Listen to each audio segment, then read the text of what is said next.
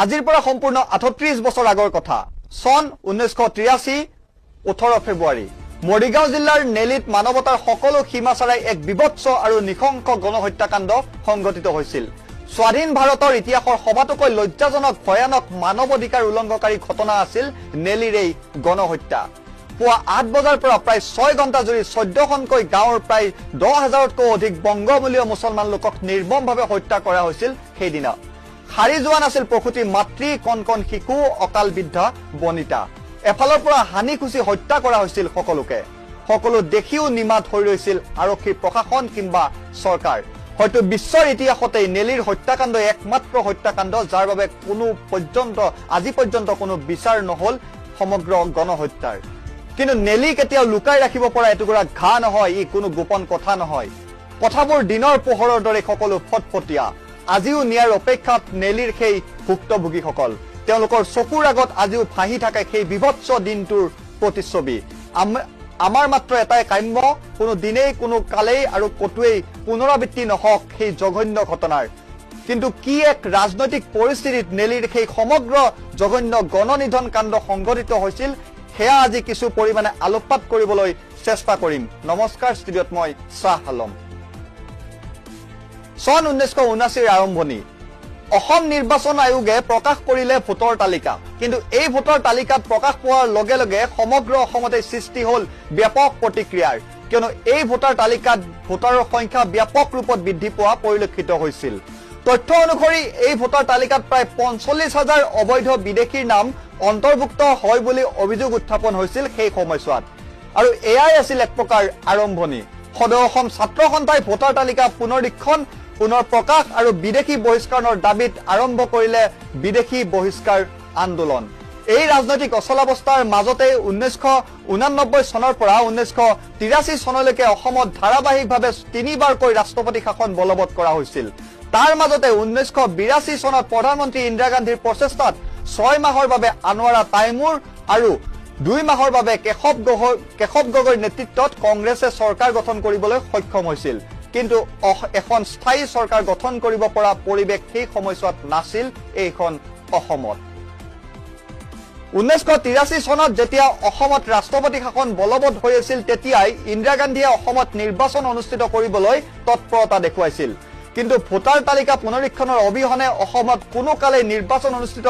কৰিবলৈ দিয়া নহব বুলি ইতিমধ্যে সদৌ অসম ছাত্ৰ সন্থা আৰু আন আন্দোলনকাৰী সংগঠনসমূহে স্পষ্ট কৰি দিছিল কিন্তু ভাৰত চৰকাৰৰ স্পেচিয়েল ব্ৰাঞ্চৰ সাৱধানবাণীৰ সত্ত্বেও 7 জানুৱাৰীত ইন্দিৰা গান্ধীৰ চৰকাৰে অসমত নিৰ্বাচনৰ দিন এক প্ৰকাৰ ঘোষণা কৰে নিৰ্বাচনৰ দিন ঘোষণা কৰাৰ পৰাই প্ৰত্যেক দিনেই বিয়লি 4 বজাত 30 জনকৈ প্ৰশাসনিক বিষয়া শীৰ্ষ প্ৰশাসনিক বিষয়াক লৈ দিছপুৰত বৈঠক অনুষ্ঠিত হৈছিল নিৰ্বাচন সুকলমে অনুষ্ঠিত কৰিবলৈ কেন্দ্ৰীয় চৰকাৰে 65টাকৈ CRPFৰ বেটেলিয়ান মোতায়ন কৰাৰ লগতে সেনাবাহিনীৰ দলো মোতায়ন কৰিছিল অসম মুলুকত ইফালে নিৰ্বাচনক লৈ ক্ষোভিত হৈ পৰিছিল আসুকে ধৰি আন আন্দোলনকাৰী সংগঠনসমূহ কিয়নো সদৌ অসম সংগ্ৰাম পৰিষদে এই নিৰ্বাচন বয়কট কৰাৰ সিদ্ধান্ত লোৱাৰ বিপৰীতে বংগমূলীয় মুছলমান লোকসকলে নিৰ্বাচনত অংশগ্ৰহণ কৰিবলৈ সাজু হৈ পৰিছিল সেই সদৌ অসম সংগ্ৰাম পৰিষদে নিৰ্বাচন বৰ্জন কৰিলে মুছলমান প্ৰাৰ্থীৰ বৃহৎ জয় হোৱাৰ সম্ভাৱনা প্ৰকট হৈ পৰিছিল হাজাৰ হাজাৰ বাংলাদেশী আহি ভোট গ্ৰহণ প্ৰক্ৰিয়াত অংশ লৈছে বুলি বিয়পাই দিয়া হৈছিল উৰা বাতৰি 16 জানুৱাৰীত এছবিৰ এক প্ৰতিবেদনত প্ৰকাশ পোৱা মতে নিৰ্বাচন বৰ্জনৰ দাবীত আন্দোলনকাৰীসকলে ঠায়ে ঠায়ে হিংসাত্মক অনুশীলন অব্যাহত ৰাখিছিল আন্দোলনকাৰীৰ হিংসাত্মক অনুশীলনৰ প্ৰতি উচতনি যোগোৱাৰ ক্ষেত্ৰত RSS কৰ্মীও জড়িত থকা বুলি এছবিৰ এক প্ৰতিবেদনত সেই সময়ছোৱাত প্ৰকাশ পাইছিল ইয়াৰ মাজতে মঙলদৈত এজন মুছলমান লোকক হত্যাকাণ্ডই পৰিস্থিতি অধিক অৱনতিৰ দিশে লৈ যায় অসমৰ এই সমগ্ৰ পৰিস্থিতিৰ খবৰ দিল্লীয়ে প্ৰতিটো মুহূৰ্ততেই পাই আছিল 7 জানুৱাৰীত নিৰ্বাচনৰ দিন ঘোষণাৰ পৰা 21 ফেব্ৰুৱাৰীত নিৰ্বাচন সমাপ্ত নোহোৱালৈকে অসমত মুঠ 19,172টা হিংসাত্মক ঘটনাৰ তথ্য লাভ কৰিছিল দিল্লীস্থিত IBৰ হেডকোৱাৰ্টাৰে কিন্তু অনাকাংক্ষিত সকলো খবৰ দিল্লীয়ে লাভ কৰাৰ সত্ত্বেও সেই প্ৰতিকূল পৰিৱেশৰ মাজত অসমত নিৰ্বাচন অনুষ্ঠিত হৈছিল সন 1983 তাৰিখ 18 ফেব্ৰুৱাৰী স্থান গুৱাহাটীৰ পৰা মাত্ৰ 70 কিলোমিটাৰ প্ৰায় 70 কিলোমিটাৰ নিলগত অৱস্থিত তেতিয়াৰ নগাঁও আৰু এতিয়াৰ মৰিগাঁও জিলাৰ জাগিৰোডৰ সমীপৱৰ্তী নেলি অঞ্চল আন দিনাৰ দৰে সেইদিনা পুৱা দৈনন্দিন জীৱন যাপনৰ বাবে সাৰ পাই উঠিছিল নেলীৰ ৰাইজ। কোনোৱে এক মুহূৰ্তৰ বাবেও হয়তো গমেই পোৱা নাছিল তেওঁলোকৰ সন্মুখত ৰৈ আছে এটা ঘাতক পুৱা 8 বজাৰ লগে লগে হাতে হাতে চোকা অস্ত্ৰ আৰু বন্দুক লৈ এদল দুৰ্বৃত্তই ঘেৰি ধৰিছিল 14খনকৈ গাঁও। এই গাঁওসমূহ আছিল আলিসিংহ, তেলপথাৰ, বসুন্ধাৰী, বুকডুবা বিল, বুকডুবা হাবি, বৰজলা, বুটুনি, ইন্দুৰমাৰী, মাটি পৰ্বত, মূলধাৰী, মাটি পৰ্বত নম্বৰ 8, শিলভেটা, বুৰবুৰী আৰু নেলি। পুৱা 8 বজাৰ পৰা 6 ঘণ্টা ধৰি চলিছিল হয় গাঁওকেইখনত নৰসংহাৰ। প্ৰাণৰ মমতাত দৌৰি দৌৰি পলায়ন কৰিছিল মহিলা, শিশু, বৃদ্ধা, বনিতা সকলো। দুৰ্বৃত্তৰ আক্ৰমণৰ পৰা বাচিবলৈ জাপ দিছিল কিলিং নদীত। সেই কিলিং নদীৰ পানী আজিও ৰাঙালী হৈ আছে নেলীৰ এইসকল লোকৰ তেজেৰে। চৰকাৰী তথ্য মতে এই আক্ৰমণত মৃত্যু হৈছিল প্ৰায় 2000 লোকৰ, কিন্তু বেচৰকাৰী তথ্য মতে প্ৰায় 10,000তকৈ অধিক লোক এই গণহত্যাত 18 ফেব্ৰুৱাৰীৰ গণহত্যাত নিহত হোৱা বুলি, প্ৰাণ হেৰুওৱা বুলি তথ্য লাভ কৰা যায়। 18 ফেব্ৰুৱাৰীৰ এই গণহত্যাৰ তদন্তৰ বাবে কেন্দ্ৰীয় চৰকাৰে গঠন কৰি দিছিল তিৱাৰী কমিছন। কিন্তু 1984 চনৰ মে মাহতে তিৱাৰী কমিছনে দাখিল কৰিছিল 600 পৃষ্ঠাজোৰা প্ৰতিবেদন। কিন্তু আজি পৰ্যন্ত এই প্ৰতিবেদন ৰাজহুৱা কৰা নহল। কোন দোষী আছিল, কাৰ তদন্তত কি পাইছিল তিৱাৰী কমিছনে, সেই কথা আজিও চৰকাৰীভাৱে কোনো ক্ষেত্ৰত ৰাজহুৱা কৰা নহল। কিন্তু এই প্ৰতিবেদনৰ প্ৰতিলিপি কিছু কিছু লোকৰ হাতত আজিও মজুদ আছে বুলি জানিব পৰা যায়। প্ৰতিবেদনত প্ৰকাশ পোৱা তথ্য মতে 15 ফেব্ৰুৱাৰীতে নেলীৰ পৰিস্থিতিৰ কিছু উত্তপ্ত হৈ পৰিছিল। 18 ফেব্ৰুৱাৰীৰ ঘটনাৰ পূৰ্বে 15 ফেব্ৰুৱাৰীতে কিছু উত্তপ্ত হৈ পৰিছিল নেলীৰ পৰিৱেশ। স্থানীয় ৰাইজে সমীপৱৰ্তী থানাৰ আৰক্ষী বিষয়া জহিৰুদ্দিন আহমেদক সমগ্ৰ বিষয় অৱগত কৰিছিল 15 ফেব্ৰুৱাৰীৰ পাছত। কিন্তু জহিৰুদ্দিন আহমেদে ওচৰৰ অসম আৰক্ষীৰ বেটেলিয়ানক সমগ্ৰ বিষয়টো অৱগত কৰাৰ পাছতো পৰ্যাপ্ত প্ৰতিৰোধৰ ব্যৱস্থা লোৱা হোৱা নাছিল।